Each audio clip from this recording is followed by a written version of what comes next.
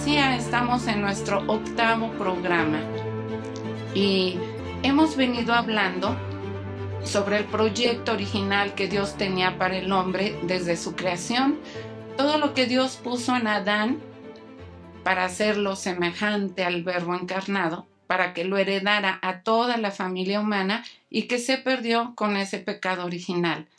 Hablábamos también, tomando como ejemplo el pasaje del joven rico en el Evangelio, donde Dios nos descubre que llegar a la vida eterna, como pregunta el joven rico, equivale a la salvación, cuyo camino son las virtudes cristianas ejercitadas en modo heroico, enriquecidos con la gracia en la cual los santos, los místicos, han experimentado la presencia y vida real de Jesucristo.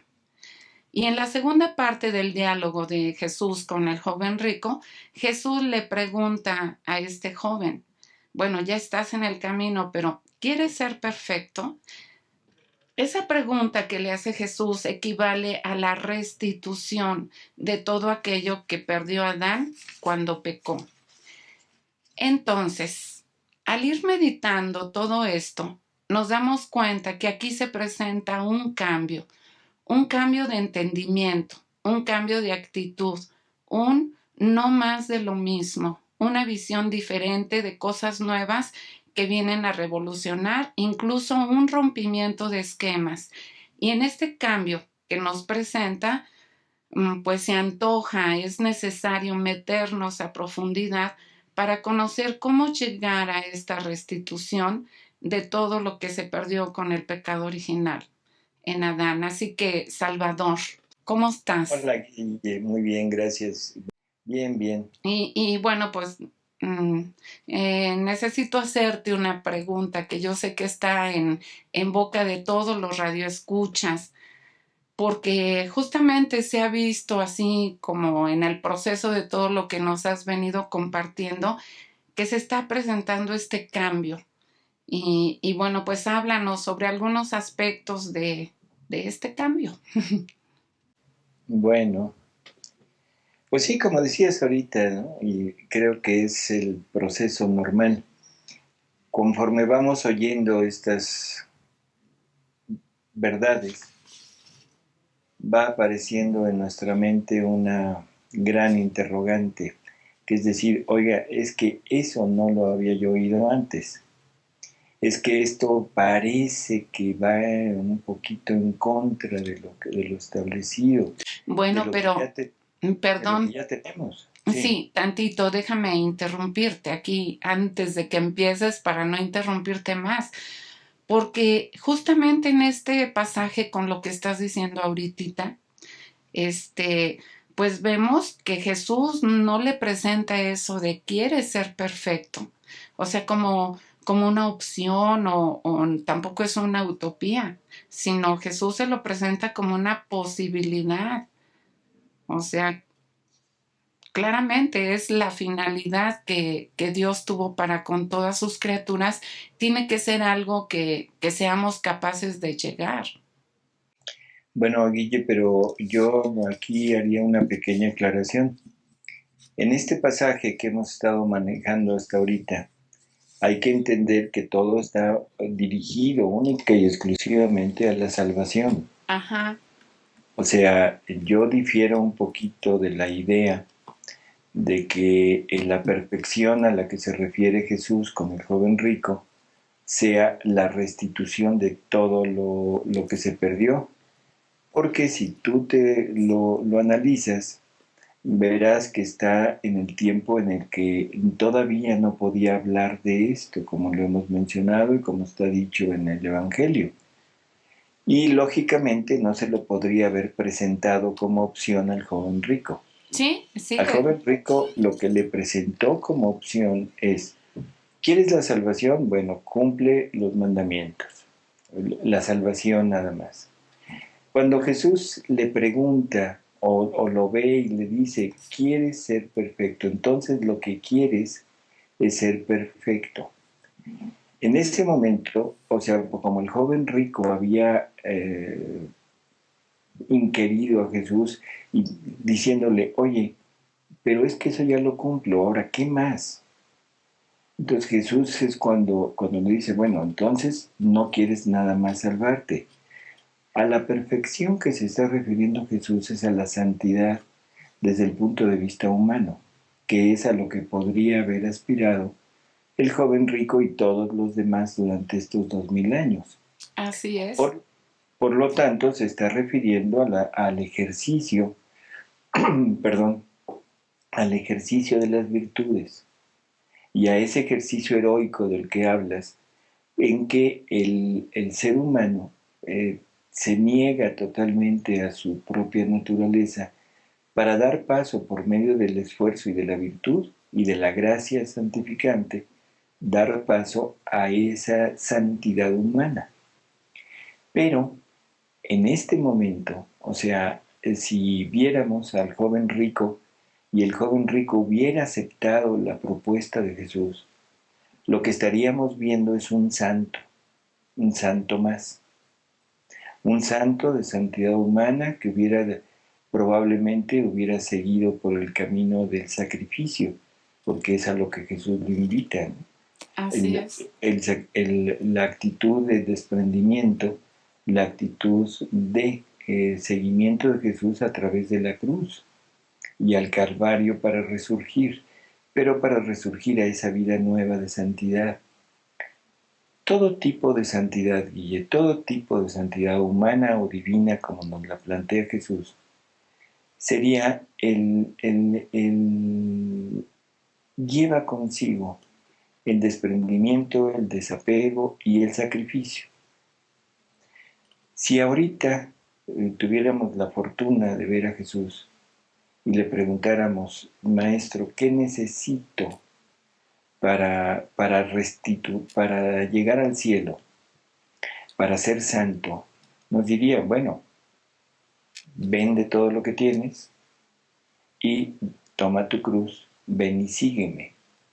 ¿De acuerdo? Sí. O sea, sería una propuesta de santidad humana. Pero si todavía le decimos, bueno, es que eso ya lo cumplo, ojalá y fuera cierto, ¿verdad? Ya Sí. lo cumplo, maestro, ya estoy en esto. ¿Qué más necesito? Entonces probablemente nos vería con amor, igual que vio al joven rico, y nos diría, entonces lo que quieres no es llegar a la santidad humana, sino lo que quieres ahora sí sería llegar a ser lo que yo pensé que fueras desde toda la eternidad, a esa restitución de la que tú hablas. Así es. Bueno, y Entonces, no, sí, adelante, adelante. no, dime. No, o sea, que me quedo pensando justamente lo que tú dices en aquel tiempo, pues así se entendió. Exacto. Jesús no le proponía la restitución completa. Y esta aclaración la quiero hacer por lo siguiente. Para el joven rico, o sea, la propuesta de Jesús no tenía nada de extraño. Iba totalmente conforme en la misma línea que era el cumplir los mandamientos. O sea, era un comportamiento humano, pero llevado a un extremo más allá del común y corriente, pero hubiera sido en la misma línea. Ahora, en la actualidad, y qué bueno que empezaste o sea, esta introducción diciendo lo que dijiste, este cambio de perspectiva en cuanto a la vida divina que Dios nos propone. Aquí es donde realmente entra un cuestionamiento y es donde tenemos que entender que hay cosas que aparentemente no están muy acordes a lo tradicional. No podríamos seguir en esa línea que hemos seguido hasta ahorita. Y qué bueno que lo mencionas así, porque esto nos da pie para entender que la vida espiritual, al igual que la vida material, es un camino, y un camino en el que se van sufriendo cambios. Jesús se lo dice a Luisa y creo que valdría la pena ir retomando, como hemos hecho, las palabras de Jesús e ir haciendo comentarios acerca de ellas. Es en el volumen 14 donde Luisa se queja con Jesús diciéndole que cómo es posible que apenas le enseña algo y cuando ella ya lo aprendió, ya lo lleva a la práctica, y cuando cree que ya está siguiendo lo que debe, de repente se lo cambia, y se lo cambia. Y entonces Jesús simplemente empieza su enseñanza y le dice, hija mía, es verdad que la vida espiritual debe ser un continuo martirio, porque debe ser semejante al primero y al más grande de los mártires, el cual fui yo. Y si no fuera así, no se puede dar verdadero nombre de vida espiritual, sino larva y sombra de ella. Aquí, desde la introducción, tenemos elementos ya muy, muy importantes. Uno de las grandes etapas del cristianismo fue, sobre todo al principio, que fue la época de los mártires en la persecución romana. Y el mártir era el hombre o la mujer que dejaban todo por seguir a Jesús e incluso se ofrecían al sacrificio de su propia vida. Y siempre los hemos considerado como algo muy especial e inclusive se les representa con la palma del martirio, un adorno, vamos a decirlo así, muy especial. Bueno, pues ahora tenemos esa posibilidad. O sea, todos los santos la han tenido y ahora nosotros también.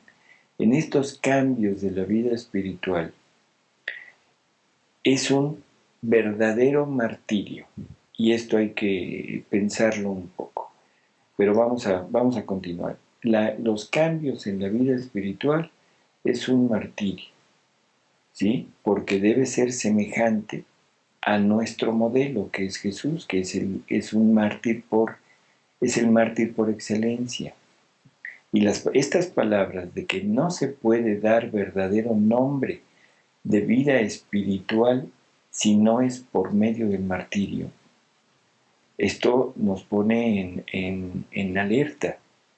Cualquier acción que llevemos en nuestra vida que no conlleve un sacrificio, que no conlleve un martirio, cuando mucho podemos decir que es larva o sombra de vida espiritual, no una vida espiritual como Dios la quiere. ¿De acuerdo? Sí. Entonces, bueno, esto es muy, muy, muy importante. Entender que si realmente avanzamos en esta vida espiritual, tenemos en nosotros el concepto ya de martirio. Ahora, ¿por qué martirio? Bueno, porque generalmente el ser humano, conforme va adquiriendo prácticas religiosas o cualquier tipo de hábito que hagamos, se genera una costumbre, se genera un hábito y después nos cuesta un trabajo tremendo el poderlo quitar. Y esto no nada más en el camino de las virtudes, podemos hablar de los drogadictos. ¿Qué es un drogadicto? Es alguien que hizo un hábito de un acto no bueno, pero que a final de cuentas es un hábito. La ciencia nos pone como que dependencia a la droga. Qué cosas tan curiosas, ¿no, Guillermina? Te voy a poner un ejemplo. Ahí tú me dirás si es dependencia a la droga, si es enfermedad o es simplemente hábito o vicio. Un alcohólico nos dicen que es un enfermo, es una enfermedad hereditaria, progresiva y mortal. Si lo hemos oído, ¿verdad? Sí, sí. Sí, bueno, que viene en la genética. Así es. Qué cosa tan rara que una enfermedad genética, una enfermedad progresiva, una enfermedad incurable y mortal, se quite con un juramento a la Virgen. Ah, sí. Es muy Sí, curioso. sí, sí, sí. Claro, la persona está continuamente viendo el reloj y anotando los minutos o las horas que faltan para volver a tomar, porque no se le ha corregido la parte espiritual, que es el vicio o el hábito que ha formado con sus actos.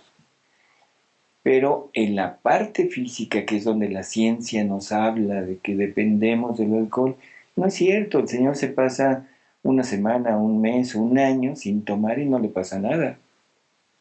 Esto debería de hacernos reflexionar que el problema no está en el cuerpo.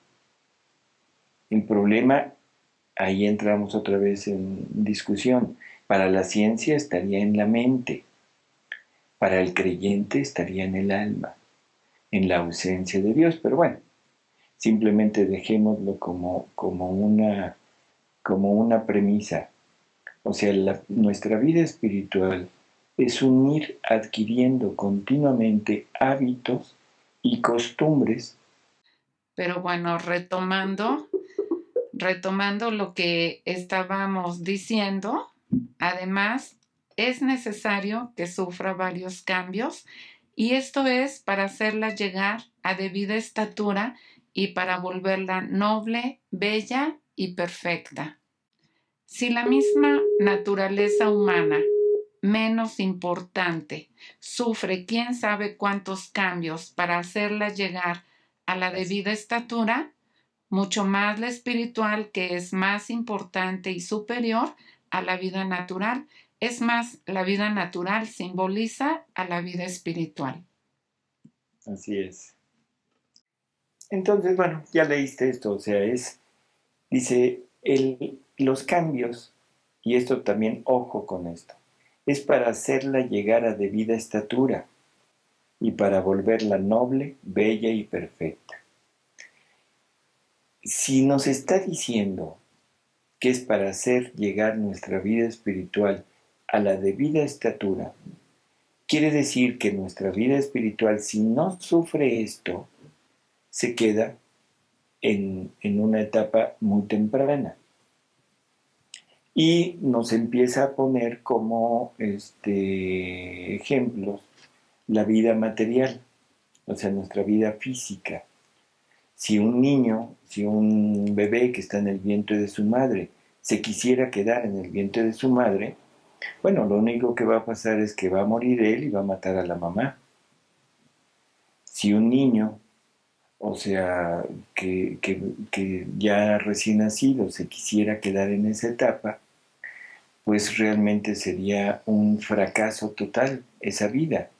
Un bebé que nunca se valió a sí mismo, ¿sí? Y Sí, así podríamos poner cualquier etapa de la vida material que no la podemos detener, porque eso sería detener el progreso de esa vida y nunca llegaría a ser lo que debería de haber sido. Y y no solo sería una carga para él, sería una carga para los papás. Y aquí se ve algo de lo que empezamos a hablar, ¿no? De que en cada cambio de la etapa de la vida natural, como tú dices, implica un dolor. Así es, porque el nacer implica salir de un lugar donde se siente protegido, donde todo le es dado, donde todo es agradable, y salir a un mundo que le es hostil, donde hay frío, hay calor, hay aire, hay luz, hay ruido, o sea, ¿sí? Sí, Empieza a sentir necesidad. ¿Por qué? Porque ya no tiene el aporte continuo ni de oxígeno, ni de alimento, en fin. Todos los cambios implican eso. Entonces, imagínate a una mamá, a una señora y a un matrimonio de 80 años todavía cargando con su bebito recién nacido. ay, sí. Híjole, es como parecido, oigan, ya llévenselo, Sí, ¿no? oye, un bebito recién nacido de 1,80 m, ahí cargadito que no quiere caminar, no quiere pasar No, el no, cambio.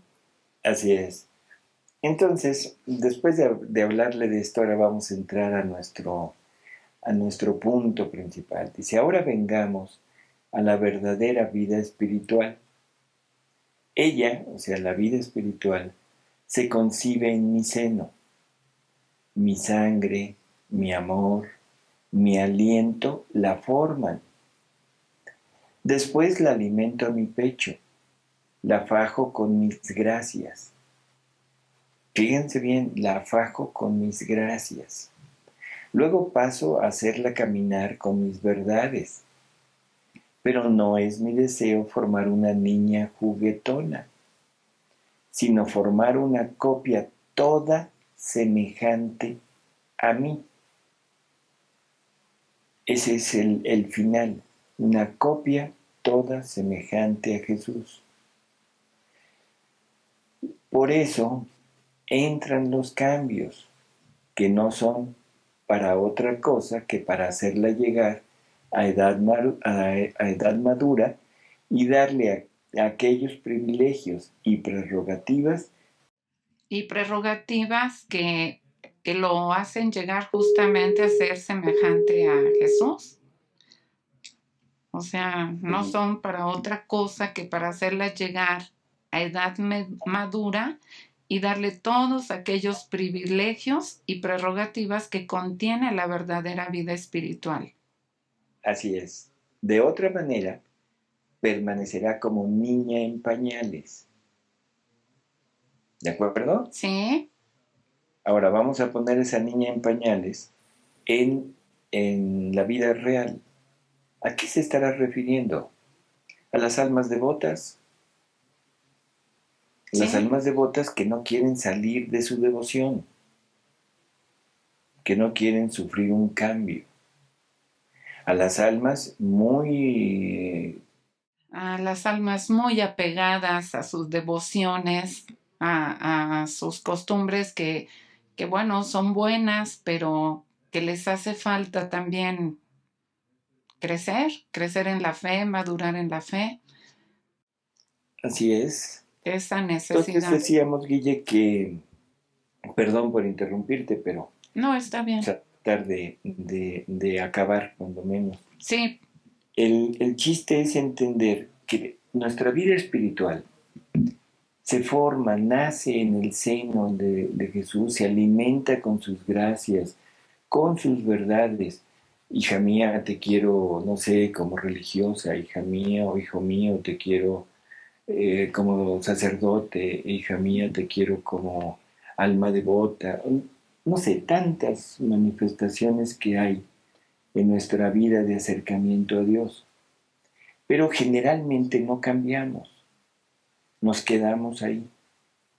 Y nos vamos arraigando de tal manera que después nos resultaría un verdadero martirio, una verdadera muerte, dejarlo. Y pensamos que si lo dejamos, vamos a fallarle a Dios. ¿Cómo voy a dejar yo mi práctica religiosa, mi práctica de devoción? No puedo.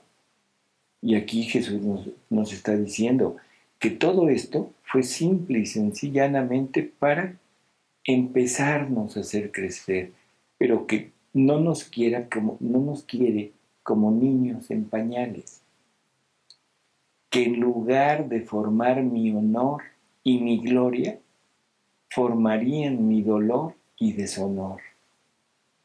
Ojo con estas palabras.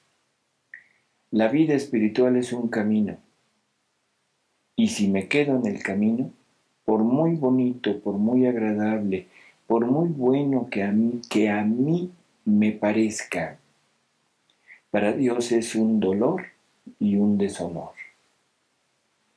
Dice, ¿y cuántas hay que permanecen solamente recién nacidas o a lo más en pañales?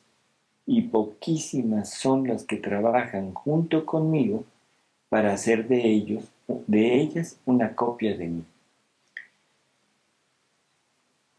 Son palabras difíciles de poder aceptar así a la primera. Esto es en cuanto a la práctica de la vida espiritual, de la vida religiosa. ¿Cuántas,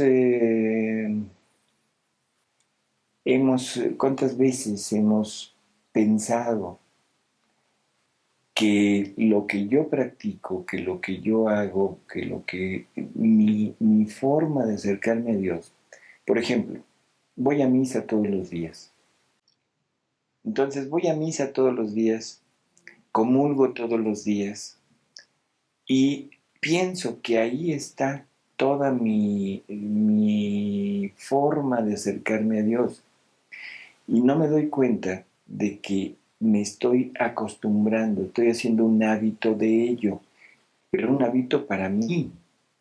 La prueba es que el día de que no puedo ir a misa o que no puedo comulgar, me siento mal, pero me siento mal por mí. Y esto lo hemos visto en nosotros mismos y lo hemos visto en otras personas, que se afligen terriblemente por no poder hacer lo que siempre acostumbramos a hacer. Y no tomamos en cuenta que a lo mejor es voluntad de Dios en ese momento tenernos en otras cosas diferentes. Sí Sí, sí, ¿cómo no? es bastante conocido esto, ¿no? Bueno, Sí, ahora vamos a ciertas verdades que son diferentes y que parece que no concuerdan con nuestra religión, con nuestra tradición, y que lógicamente me llevan a no aceptar a veces la divina voluntad. Por ejemplo, cuando hablamos de que Luisa es la primera que vive en esta divina voluntad, que es una vida real de Jesús en ella, luego aparecen las dudas y los cuestionamientos. Es decir, no, es que Dios está presente en las almas que tienen, por ejemplo, su gracia. Dios se encuentra presente mientras el alma está en gracia de Dios. La vida divina está en ellos. Bueno, vamos a ver si es cierto o no. Ya habíamos tocado en alguna ocasión el ejemplo de San Pablo. San Pablo es uno de los primeros que dice, ya no soy yo quien vive, quien mora en mí, sino es Jesús quien vive en mí. También habíamos dicho que después de haber dicho eso, tiene que decir, ¿quién me librará de este hombre viejo que me hace hacer el mal que no quiero y no me deja hacer el bien que quiero? Entonces, la presencia de Jesús en San Pablo era real, sí, pero no era actuante. San Pablo actuaba con su propia voluntad. En tiempos recientes, Conchita Cabrera de Armida, Monseñor María Martínez, arzobispo de México, de la Ciudad de México, que era su director espiritual, reciben el don de la encarnación mística. Y Jesús le dice a Conchita, el que te toca a ti, toca al Verbo. Lógicamente es de entender que en Conchita habita Jesús, que en Monseñor María Martínez habita Jesús, pero una cosa es habitar y otra cosa es, una cosa es habitar y otra cosa es obrar. ¿de acuerdo? Es vivir en la divina voluntad. Así es.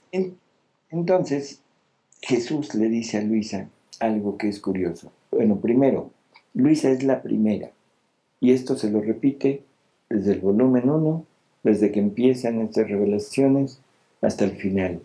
Eres la primera. Eres la primera. Por lo tanto, debemos entender que si Jesús se lo repite a tanto, es que es cierto. Ningún santo, por cuán grande haya sido, puede decir que tenía el don de la divina voluntad obrante. Y entonces Jesús le dice a Luisa, en ti, primero mi humanidad ha querido hacer estable morada para prepararte. O sea que la estable morada de la presencia de la humanidad de Jesús en la criatura es preparación, no finalidad. Ha habido muchos santos que han estado en unión con Jesús, sí, pero era preparación. En ellos era finalidad porque no estaban destinados a obtener el don de la vida obrante de Jesús en ellos. Para todos los santos llegaron hasta donde Dios quiso, cumplieron al 100% su misión. Para Luisa, su misión era más allá. Por lo tanto, en Luisa la presencia estable de la humanidad de Jesús en ella era preparación. Entonces dice, así en ti, primero mi humanidad ha querido hacer estable morada en ti para prepararte y después te está dando la vida de mi voluntad como alma al cuerpo. ¿Qué es esto de como alma al cuerpo?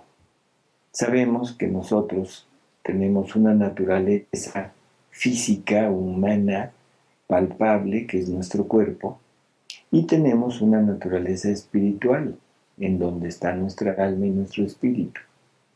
El alma es la parte que anima al cuerpo, o sea, es la parte que le da vida al cuerpo. Si nuestra alma se aleja de nosotros, en ese instante es cuando morimos. Por lo tanto, el alma es la que está vivificando a nuestro cuerpo. Ahora, el hecho de haber tenido en nosotros la estable morada de la humanidad de Jesús es para irnos preparando a que ahora venga su voluntad, porque nos la quiere dar, para que esa voluntad sea la que anime a mi cuerpo, o sea, la que anime mi vida, que se vuelva mi vida.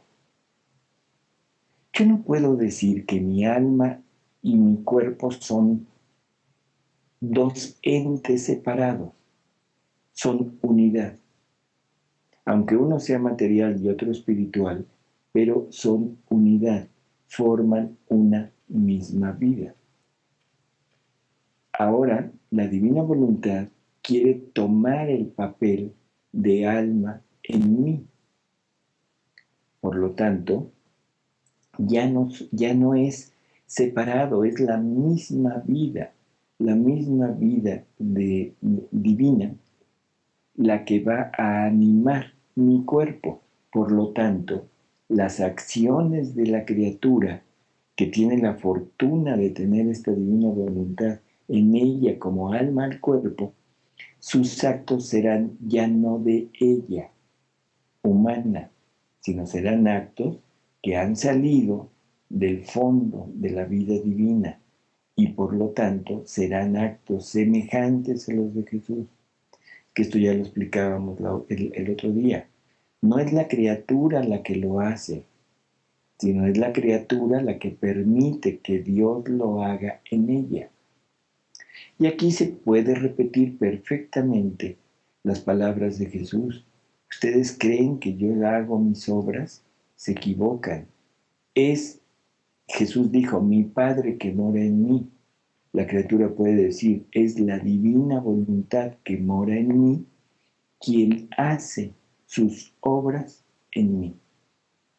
Y este es uno de los primeros grandes cambios que nos cuesta mucho trabajo aceptar, porque está fuera de nuestra capacidad de entendimiento y sobre todo está fuera de nuestra costumbre de acción. Siempre hemos actuado yo, hombre, desde mi interior, desde mi naturaleza, actuando para Dios que está fuera de mí. A la hora que me dicen que esto hay que cambiarlo, y que hay que ponerlo a esta divina voluntad, ponerla dentro de mí, ahora ya no es actuando desde mí, sino es dejando actuar a esta divina voluntad en mí hacia ella misma. ¿Sí te das cuenta, Guille? Sí, sí, sí. Es un cambio, y un cambio bastante fuertecito, ¿no? Sí, sí, sí, radical. Así es. Entonces, ahorita, desgraciadamente, los tiempos y estas interrupciones que ha habido, vamos a tratar de nada más enumerar una que otra diferencia que hay para que no haya muchos problemas. Pensamos que la salvación, o sea, que la redención es el punto culminante de la acción de Dios hacia nosotros. Ya lo habíamos tocado en algún programa. Ujú. O sea que la redención no es como la finalidad, ¿sí? Sí, Entonces la redención es simplemente salvación y es salvar al hombre de cualquier eh, estado en el que se encuentre, ¿sí? Pero Jesús le dice a Luisa, hacer vivir al alma en mi querer es cosa más grande que la misma redención. Dice, porque salvarse con hacer una vida mediana, caer, levantarse, pues esto no es problema. O sea, esto usamos todo lo que Jesús nos dejó, todas las gracias, los sacramentos que Jesús nos dejó para poderlo hacer, ¿sí? sí, Y esto es simplemente porque Él quiere salvarnos a cualquier costo. Ahora, esa parte de la salvación, Jesús se la confió a los apóstoles, o sea, y a sus sucesores, que es la iglesia jerárquica actual. Entonces, esa partecita de la acción de Dios, Jesús la deja encargada a esta iglesia jerárquica y los deja como depositarios de los frutos de la redención. Entonces, eh, deja lo otro, o sea, deja el vivir en su querer para otro tiempo. Le dice Jesús de una manera que a veces suena diferente, pero bueno, es Jesús quien lo dice. Y esto lo confié a mis apóstoles como depositarios de los frutos de la redención.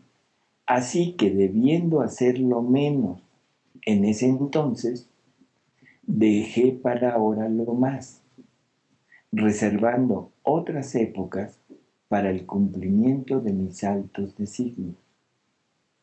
El vivir en mi querer no es solo salvación, sino es santidad que debe elevarse sobre todas las demás santidades, que debe llevar el sello de la santidad de su Creador. Por eso debían primero venir las santidades menores como cortejo, como precursoras, como mensajeras, como preparativos de esta santidad toda divina.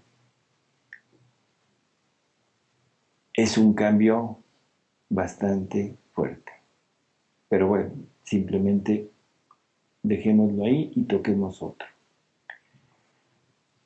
Está en mucha relación con lo que habíamos dicho al principio de la presencia de Jesús en las almas.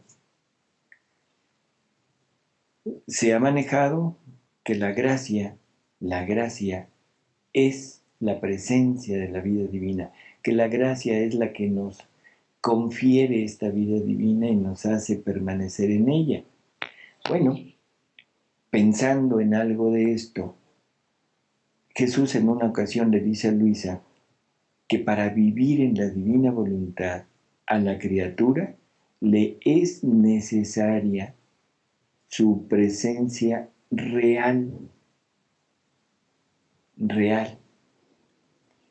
Entonces Luisa se queda pensando y dice, ¿qué no es una cosa nueva y singular lo que tú dices?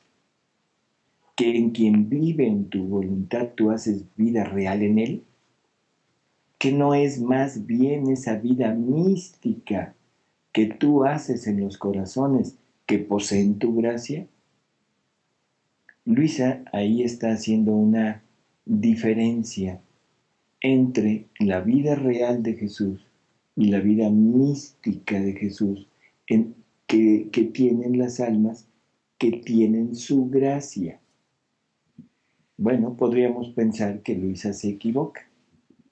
O sea, no hay problema. Pero la contestación de Jesús es contundente.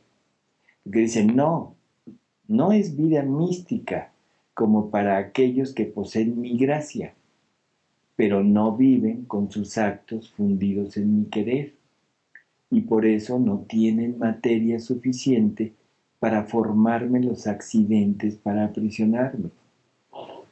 Sería como si faltara la hostia al sacerdote y quisiera pronunciar las palabras de la consagración. Las podría decir, pero las diría en el vacío. Y ciertamente mi vida sacramental no tendría existencia.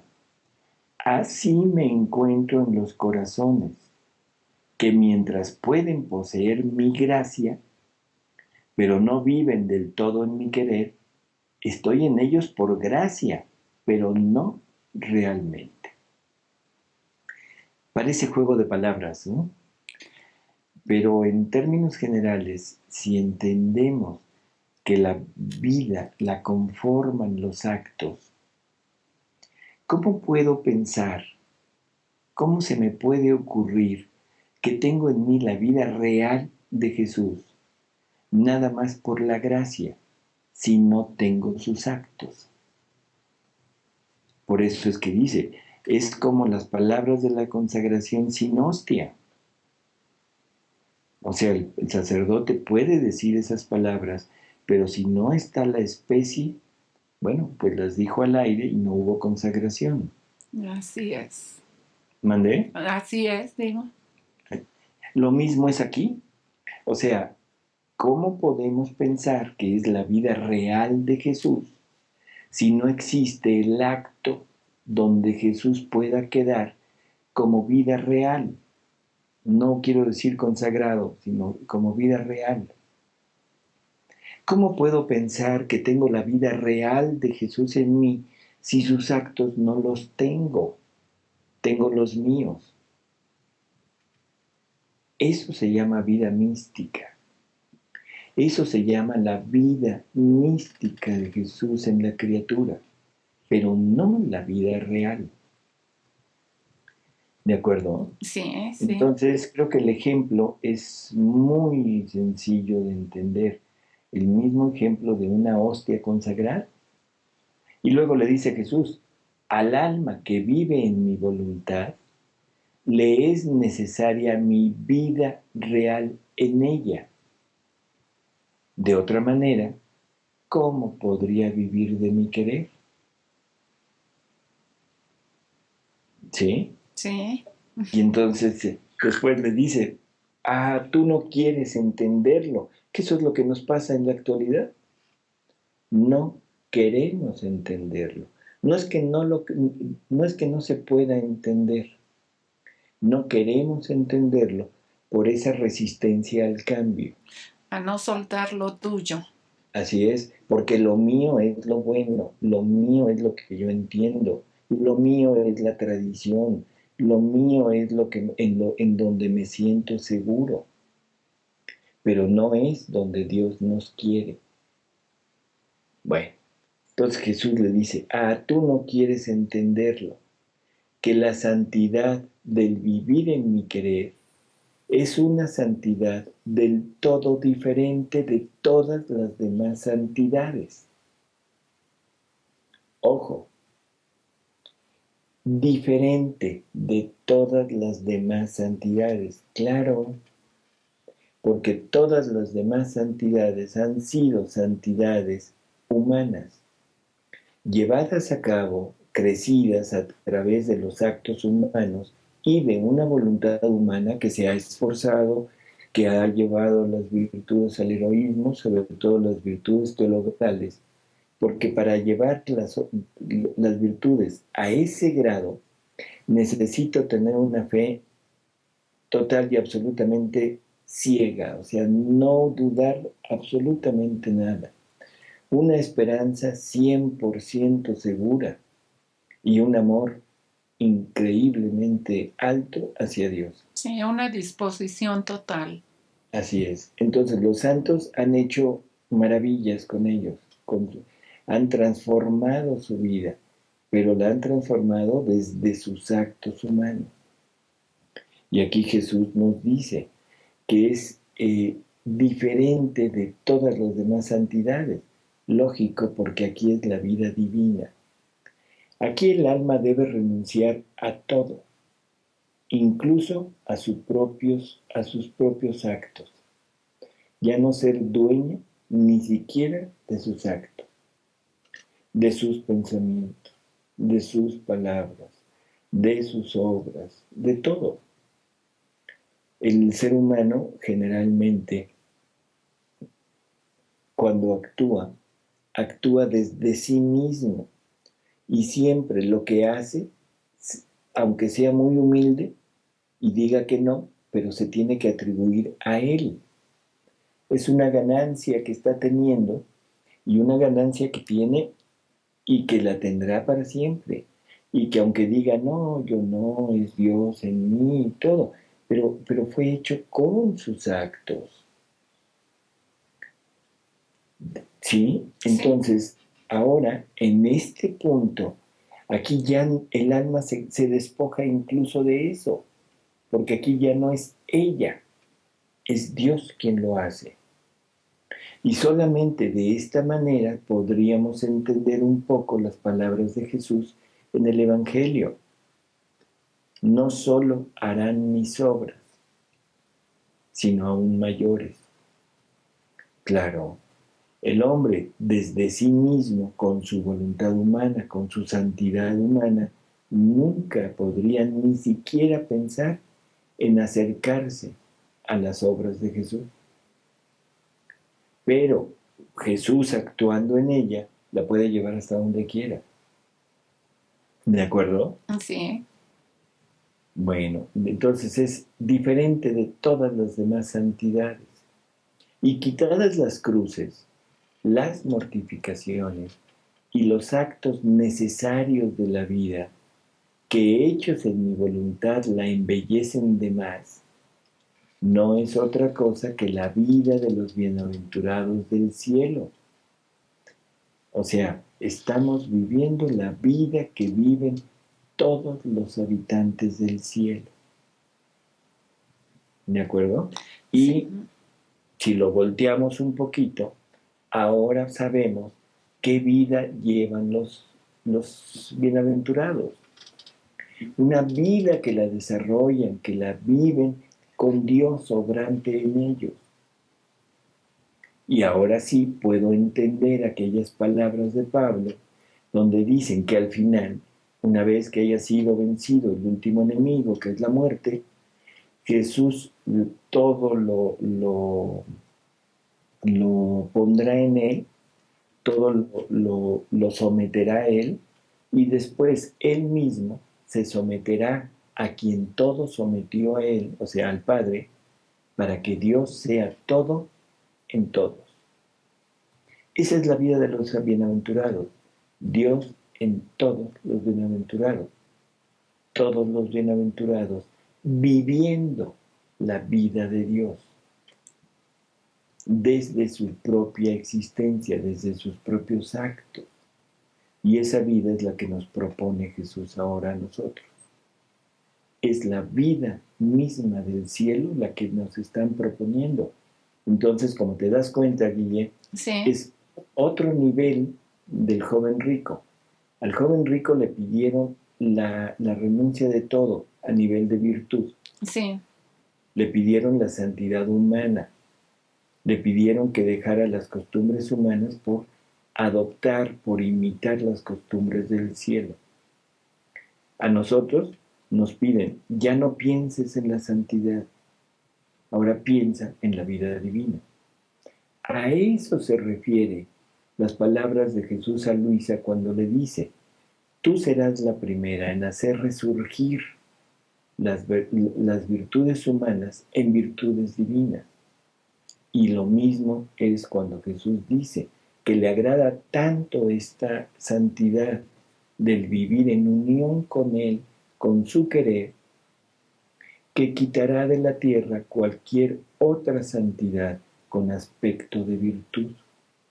Lógico, ¿cómo le pueden agradar la santidad humana cuando ya decidió dar la santidad divina? sí, cuando ya decidió darnos ese conocimiento además. No solo el conocimiento, sino la realidad, la vida misma, ya no es un conocimiento. Bueno, un Acuérdate, conocimiento que se entiende como vida, no conocimiento a nivel intelectual. así es. Entonces, bueno, vamos a tratar de terminar esto. Sí, Dice, quitados los actos necesarios de la vida que hechos en mi voluntad la embellecen de más, no es otra cosa que la vida de los bienaventurados del cielo, que como viven en mi querer, en virtud de él, cada uno me tiene en ellos como si fuera para uno solo, vivo y verdadero, no místicamente, no místicamente. O sea, no la vida que dicen que tenemos por medio de la gracia, sino realmente habitante en ello. Y así como no se podría decir vida de cielo si no me tuvieran en ellos como vida propia, y si faltara aún una pequeña partecita de mi vida en ellos, no sería ni completa ni perfecta su felicidad. Así, quien vive en mi querer, no sería ni plena ni perfecta mi voluntad en ella, porque faltaría mi vida real que emite esta voluntad. ¿De acuerdo? ay, sí, sí, muy Son, grande, muy grande. son verdades que nos hacen a veces poner un poquito en duda todo lo que se nos propone. O sea, como que decimos, es que esto no está acorde a lo que conocemos. Sí, definitivo sí. Sí, Y pero en el, ahí, perdón, en el fondo, pues está enmarcado con una lógica. así es, y ahí es donde entra el martirio, porque el martirio significa enmartirizar mi propio pensamiento, mi propio gusto, incluso mi propia conveniencia, porque a muchos les conviene estar en donde están, a muchos les agrada estar donde están, ¿de acuerdo? Sí, Entonces, ahora debemos, como los primeros mártires, o sea, estar con la vista puesta en nuestro Jesús, anhelantes a Él y decir, Señor, a donde quieras. Si ahorita me propusieran un martirio humano, probablemente lo aceptaría, porque es un acto de heroísmo y decir ya en un momento y me echan a león y dos mordidas y punto. O me degüellan y punto, se acabó. A ese martirio probablemente estaríamos dispuestos a aceptar, porque lo podríamos llevar a cabo desde nuestra perspectiva, desde nuestra forma de ver a Dios y desde nuestro sacrificio humano ganando. Entonces, ese es el chiste. Ahora, el sacrificio del pedirme mi forma de pensar, ese es un sacrificio enorme. Es el peor de los sacrificios, porque es cada instante de mi vida durante el resto de mi vida. Y sí, y bueno, yo pienso que, ay, no se nos acaba este material que es infinito, ahora sí que es infinito, estar aquí conociendo esto de la divina voluntad operante en la criatura. Y pues yo pienso que para el programa que sigue tendremos que preguntar, pues ya más así, es fácil, es difícil, qué es, cómo hacerle, ¿verdad? Y bueno, pues se nos está acabando el tiempo. ¿Tú qué nos dices, Salvador? Pues, ¿qué te digo? Simplemente adiós. O sea, Bueno, empezar con alguna cosita de estas, seguirnos por sí, lo menos ¿verdad? unos minutos. Continuando Entonces, porque, pues ojalá, perdón, que no haya sido muy indigesto esto, ay, pero pues que se entienda, que se medite muy bien y sobre todo, no, esto sí lo quiero recalcar, no son palabras ni ideas ni de Guillermina ni de Salvador. así es. Nos hemos ido siguiendo las palabras de Jesús. Así es. Y como mismo empezamos el programa, todo cambio implica un dolor. Palabra de Jesús, martirio. Nosotros decimos dolor. Cada cambio en la naturaleza humana es un dolor, un dolorcito de ir dejándolo cómodo para irnos esforzando a lo que sigue, a lo que implica crecer. Entonces, bueno, pues como tú dices, esperamos que no haya sido indigesto, pero si lo es, pues es el dolorcito del cambio, ¿no?